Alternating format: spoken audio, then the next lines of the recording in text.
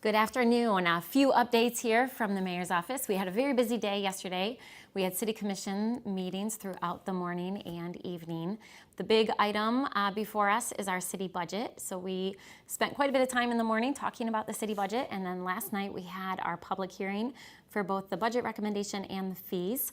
I'll just clarify a few things because I think there was a little confusion. The budget proposal does include adding officers.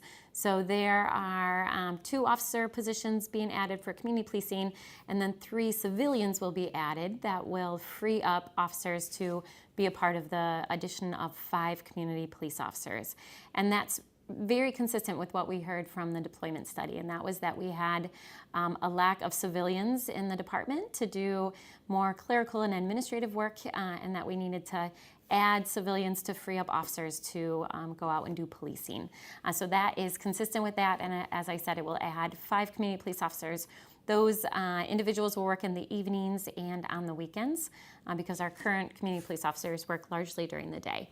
A couple other things in the budget is that we're adding a couple crime analysts to our detective unit. That was another area that we saw really needed additional support. And then you'll find that we have a number of capital projects coming up downtown and in our parks, on our streets and sidewalks. You can find all that information on the city's website. There's a really easy, user-friendly website that you can click on that will walk you through the city budget. So if you have additional feedback, please let us know. We're hoping to adopt the budget next week for a July 1 start date. Yesterday we also talked during the budgets about all of the different corridor improvement districts. So we reviewed all of those budgets, and I just want to say how much I appreciate all of the individuals that serve on those boards and commissions. They're really important positions, and they're doing a lot of great work in our neighborhood business districts. So those were all reviewed yesterday.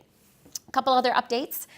We are just finishing up our first cohort for the LEAD program. This is a program we run out of our community's children, and we welcome young people between the ages of 16 and 24.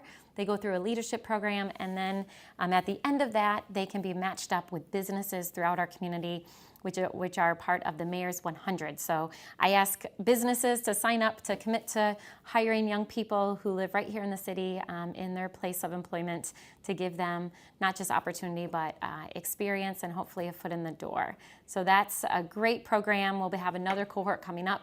Again, reach out to my office if you want to learn more.